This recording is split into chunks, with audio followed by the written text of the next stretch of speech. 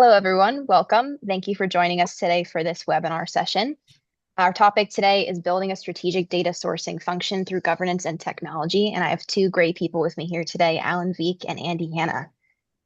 So I'm going to push it over to Alan and Andy to give introductions. But before we get started, the session will be recorded today and sent to you after. So you'll get the full video recording of this webinar. And yeah, I'll be your host today, Kate Gallo. I'm head of marketing here at Blue Street Data. If you have questions throughout the session today, feel free to add them into the chat and we'll have Andy and Alan answer them throughout the session or at the tail end.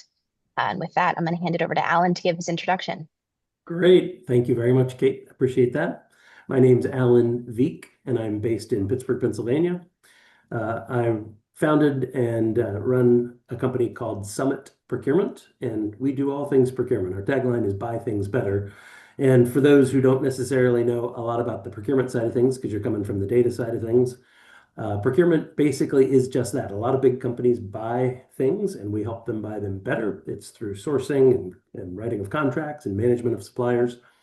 We've got a team of about 50 people and 7 or 8 great clients spread across the United States. And we're growing and would love to talk to anybody who has questions about procurement. Hopefully we can enlighten you a bit about one specific category here today.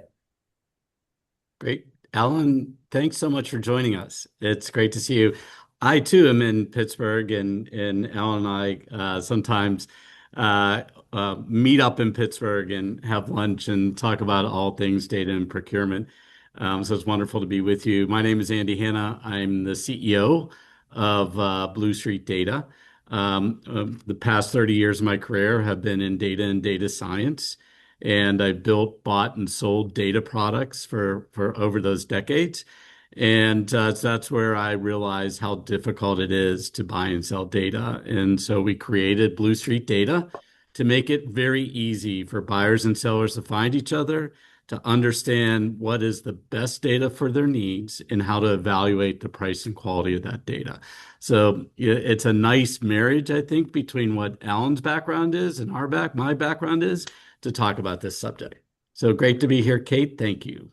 Maybe I'll jump in and make a little pun on you mentioned marriage, Andy. Well, after marriage typically becomes a baby, right? So this I wanted to kind of introduce this category to the procurement geeks that might be on the call by saying you're witnessing the birth.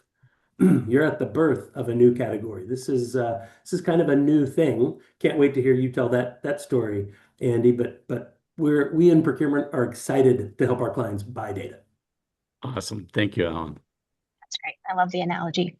We'll have a great audience on this call today. It's a mix of data and procurement folks. So any questions that you have, Alan and Andy are both well equipped to answer both sides, but we've got 2 experts on the call. So feel free to ask away throughout the session.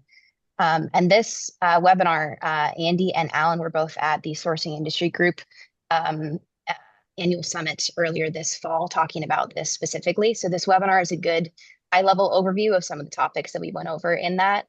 Part of the free gifts you'll be getting after this webinar is a copy of the slide deck that Andy went over in his presentation for this that goes a little bit more in depth. And then Andy and Alan, of course, are always there to answer questions as well.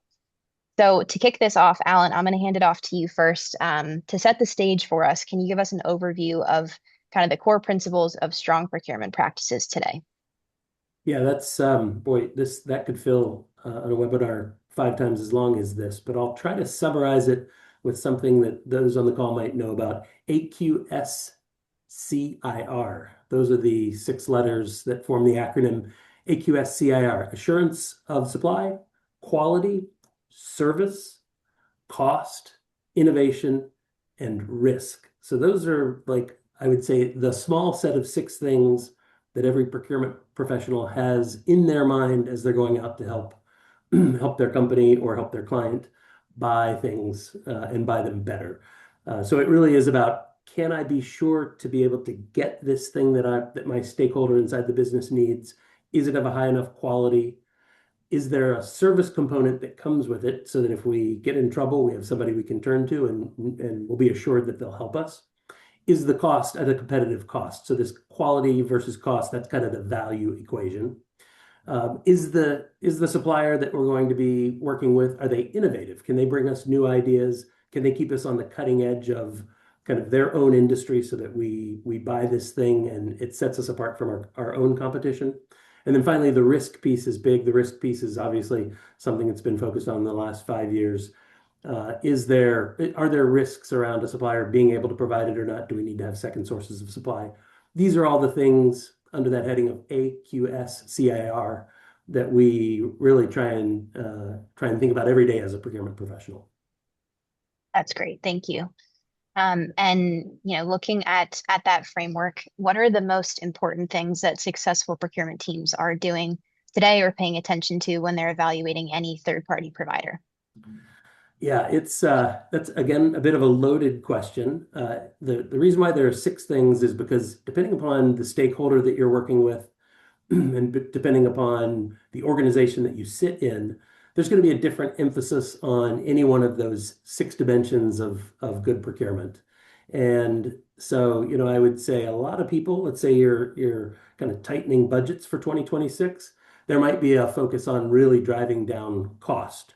Or if we rewind 5 years ago when we were in the height of the COVID crisis and there was risk of assurance of supply everywhere, maybe you'd be focused on that assurance of supply. Who can we go to so that we'll be guaranteed to get the product that we're looking for, regardless of shortage, regardless of shutdown.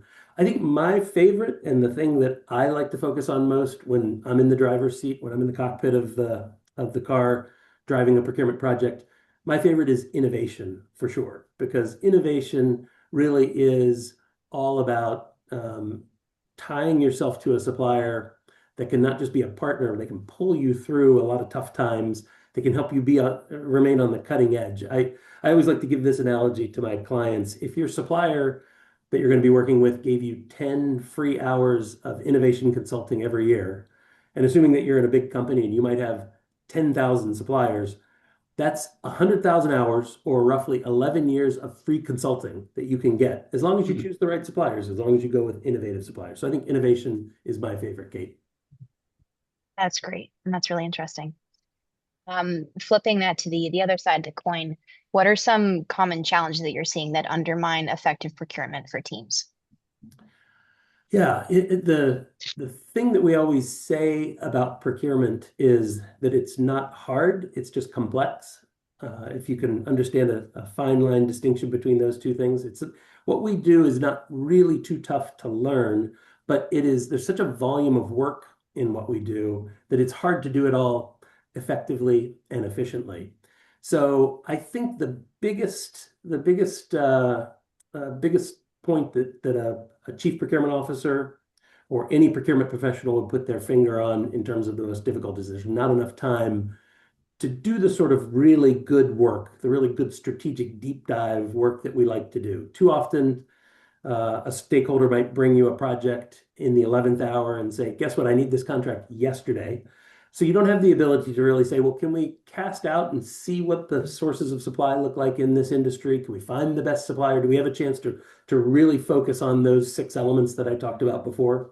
Oftentimes, you're kind of rushed and you're really being reactive to a stakeholder's needs instead of proactive. So I would say time is definitely the biggest piece that procurement people fear.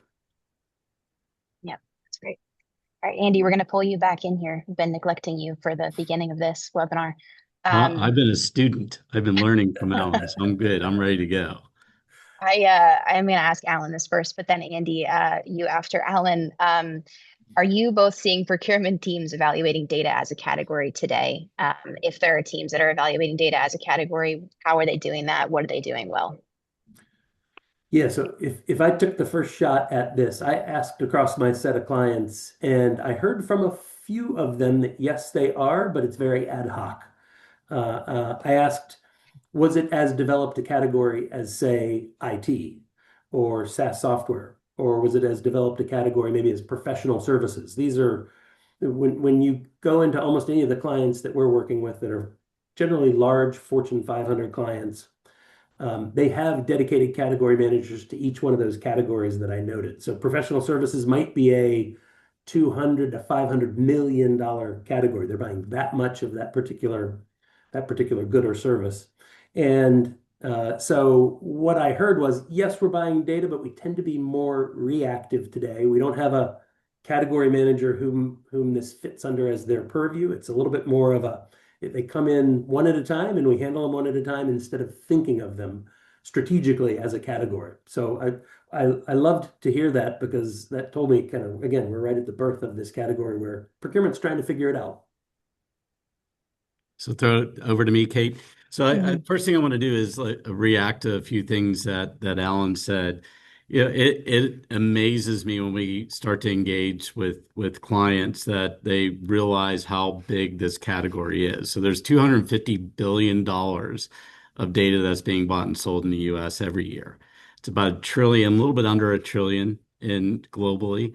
So it's big. And I think what makes it difficult is that it's a sneaky asset. There's lots of people buying it all over the companies. We see, you know, in one case, there was a client who is buying the same data from three different vendors in three different parts of the organization. And so the companies that I see that are really thinking about this in a different way is the ones that are saying, you know what, third-party data is a strategic asset. And it's, you know, our economy is driven off of data, and you can't run your business only off of the data that's produced by your information systems. That information needs to be augmented. It needs to be, you need to bring insight in from others who have data that complements what you have. And that's where the innovation that Alan was talking about is coming into play. It's like, okay, I can help you get better, sell more, or communicate better, or analyze markets better with this type of data. So that innovation is critical. And the ones that are realizing that are starting to think about this as more like a category than they are just a one-off buys. But I would say the vast majority, like Alan said, it's like it's opportunistic, it's ad hoc, it's not yet being consolidated into one view. Yeah, and if I tagged onto that piece, Andy, when we go into a client and we hear this notion of different parts of the organization buying it in different ways and nobody talking to each other, we do like this. We're like, ah, there's a category we can hit a home run on. Yeah, yeah. Yeah, that's great. Um, Another question for both of you, Alan, for you first, and then Andy. As you're looking at organizations today, do you feel like companies are approaching data sourcing with the same structure and rigor as other procurement categories? Is there a reason why you think why or why not? Oh, wow. Yeah, so Mhm. certainly not. And it's because, again, we're right at the birth of this category. And I think the perception is that it's not such a huge category. Oh, who's buying data? You know, data, I don't see data very often. Like, and you don't remember, okay, this different part of the organization asked for it last year, and this different part of the organization this year is asking for it as well. You don't put two and two together because, again, we're racing. We're kind of trying to catch our tail in procurement. Things are usually moving really quickly. So you don't necessarily put that full picture together. And that's actually the whole purpose of a category manager is to get out of the weeds, to have some person on your procurement team who's thinking very proactively and very strategically, reaching out to the various business stakeholders and saying, do you have any data purchasing needs in 2026? Do you have a budget for it? And you're aggregating that. So you say, you kind of put piece A, piece B, piece C together. You're like, wow, look at this. This is $50 million of spend. That's a really meaty sourcing project, a really meaty category that we should be paying more attention to. And I would say bringing in another thing that Alan talked about earlier is the complexity of this asset. And even if we think about it from an AI perspective, so we even see it's every week that there are hallucinations, bad outcomes, results that embarrass companies because they've used data in these AI models or even machine learning or deep learning models that isn't tied to the source or a good source. And so the risk around that has risen, which leads us to the importance of provenance. Like, where did that data come from? Can we tie it back to the source? And how often, what's the geographic location? How often is it resourced? So these elements of complexity make it hard. So that I would add that to it, and then I would say everybody knows the big providers. So they know the aggregators. They don't know that there's 7,000 other data providers out there that are closer to the source, that have higher, better provenance and therefore better quality. And that's what technology can help us do, is understand sort of, okay, here's my need, here's my requirements. Don't just give me the big companies. Tell me who else can provide us that with high quality. Yeah, that's great. And that's a great insight and advocating for the smaller guys out there. Um, Andy, another question for you here, and perfect lead into this question with the answer you just gave me. Mm. When companies are transitioning from buying traditional goods or services to buying data, what changes the most about how sourcing should work for data specifically? What are the differences procurement teams need to be aware of when they're moving from other categories to data? Yeah, so I think every category probably, and Alan, you probably can tell me better, but has their own nuances, right, Mhm. of what the 100%. requirements are. Mhm. And when we look at data, there may be terms that aren't very familiar to people who don't buy this stuff. So things even like refresh rates. Refresh rates are really important in terms of keeping the quality up, or lineage, as I talked about earlier, or there's so much in terms of the right to use the data that's often in those SLAs that you have that that people aren't paying attention to, that should be paying attention to. So there's those pieces of it, but then it comes down to beside that is the quality cost trade-off, right? So that's the value. And so these are the types of things that may have their own nuances in data, that there needs to be an education about these elements that really make a difference in whether or not that data is going to serve the use that we think it is. Mhm. Yeah, you're entirely right that that each category has its own terminology, has its own structure, has its own way of doing business. And in the world of procurement, it's a pretty good rule of thumb that in a particular sourcing project that you're going to run, 80% of the work that you're going to be doing for that sourcing project is procurement generalist work. It's how to run a good procurement process.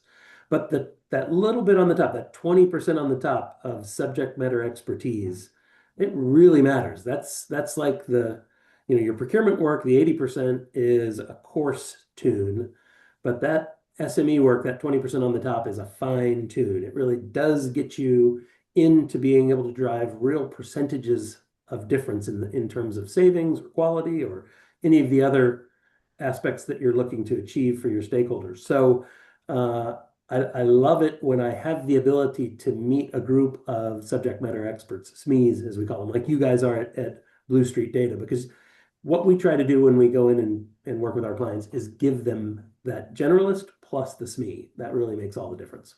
Mm. That's great. Yeah. Andy, another question for you here. You were mentioning lineage and accuracy as two things to pay attention to when buying data as a category. How should teams think about governance principles specific to data providers? Are there frameworks that teams can follow to ensure quality or compliance with data when going to purchase it? Hmm.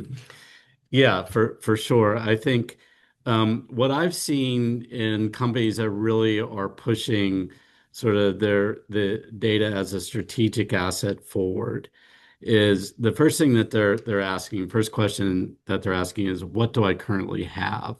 Give me the inventory of what I have. Where am I buying it? Where is it held? How is it serving the needs of our use cases? So that's the number one question.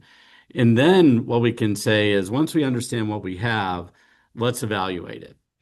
And, what is it costing us? What's the quality of it? What's the provenance of it? And there's a huge move in industry right now to circle around what we're calling data provenance standards.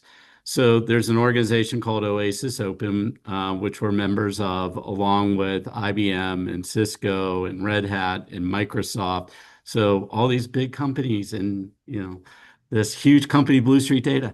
What we're all working together on is to say enough is enough. We need to bring data into the organization that follows standards, that we know where it comes from, we know when it was created, how it was built, the right to use it, the ethicality, et cetera, et cetera.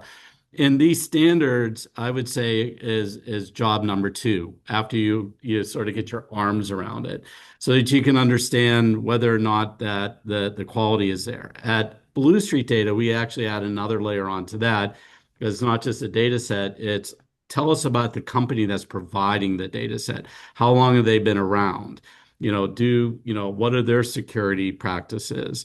How much can we rely on them as a company? So when you put those together, you have a very rich understanding of the quality and provenance of the data you have. Then we can move over to the cost side, right? Then we can say, are we getting the value out of that? Are there better provided lower costs? We may want higher costs because it's higher value, but we are, or higher quality as an example, but we have to go through those steps in order to be able to do that evaluation. Yeah, Andy, you get a job in the procurement team, the procurement function anytime you want it. Basically, what you just did was you outlined the job of a category manager. That's what every category manager is supposed to do. First thing is, okay, I've got $200 million of spend in data. What does it look like? Who's buying it?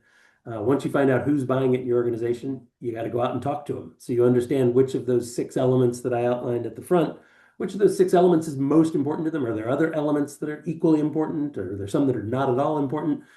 Again, the purpose of the procurement function is to be buying on behalf of the stakeholder, helping them do a better job. So if you don't understand why they're buying, if you don't talk to them, you're not going to do a good job. But yeah, for sure, you got to get your arm around it. Then you got to do a little gap analysis. How are we doing on it? Where's the gap? Where's the quality gap, the cost gap?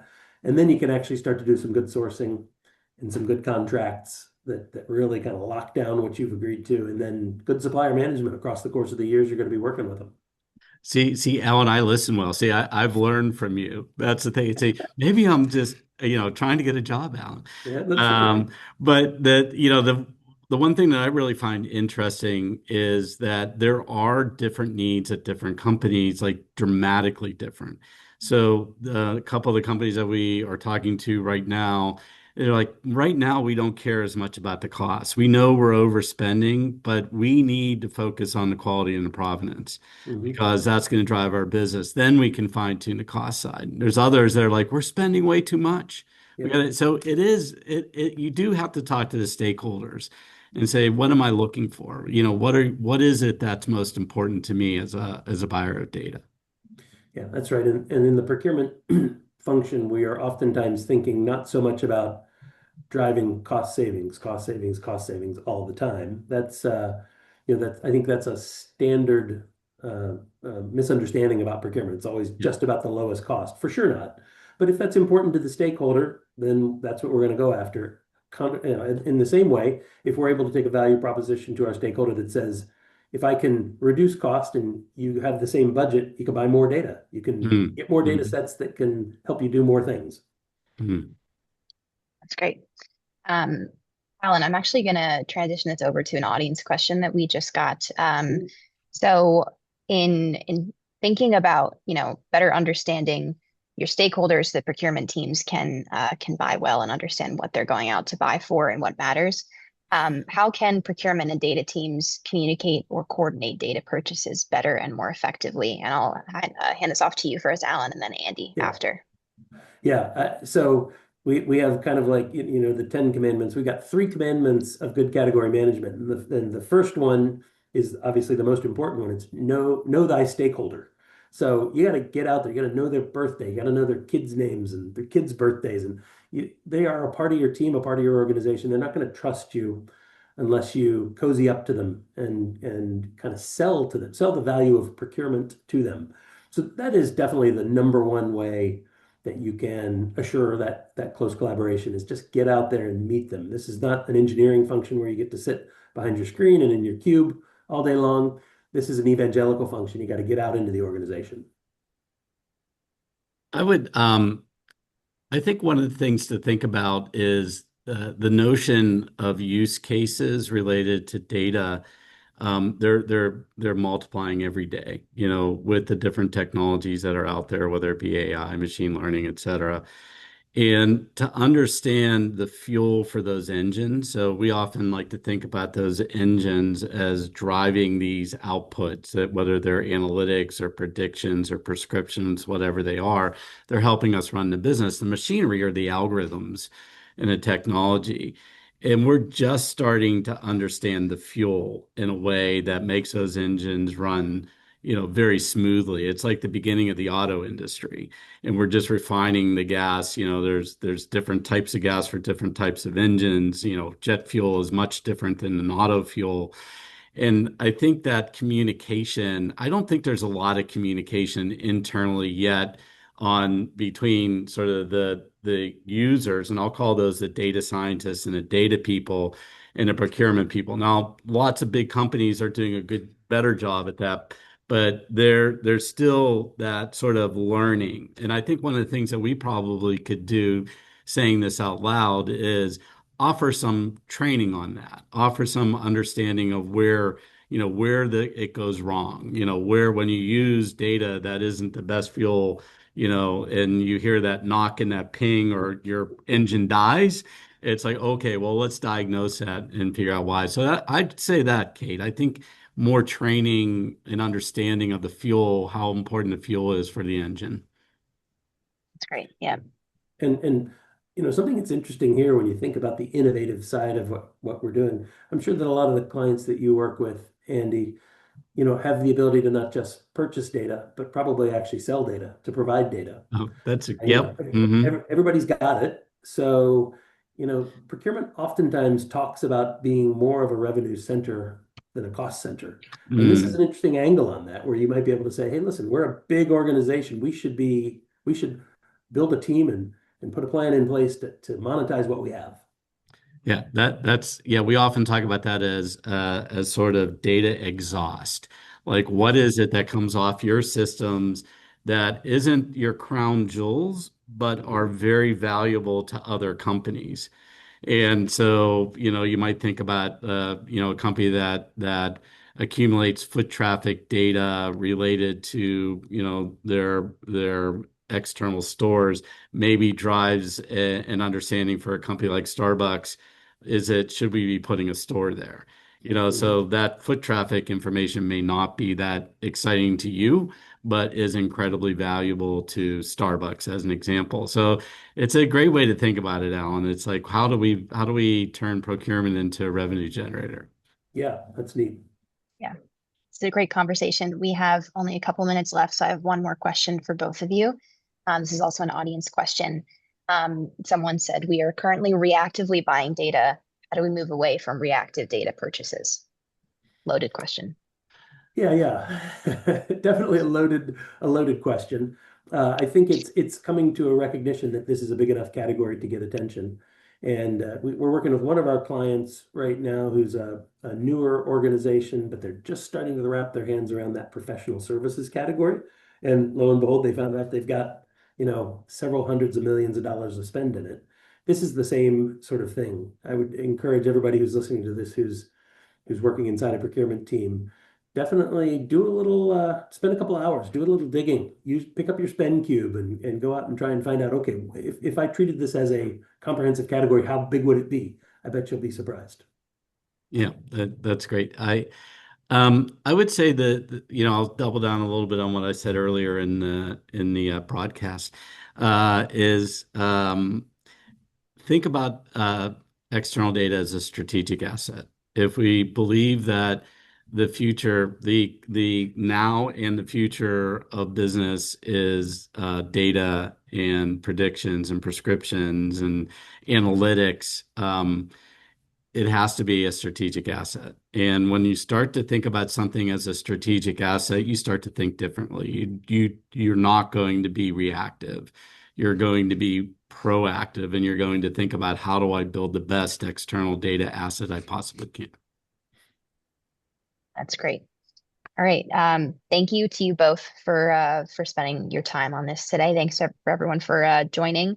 One last resource I'm going to send in the chat. I already sent the OASIS Open Data Provenance Standards information, so you can check that out. We also at Blue Street Data produced a 12-step data buyer's guide. So if you're going to purchase data, it's a good resource to sort of move through as a checklist to make sure you're hitting all of the marks that you should. Any questions that you have that you either didn't ask today or didn't get answered, Alan and Andy both connect with them on LinkedIn.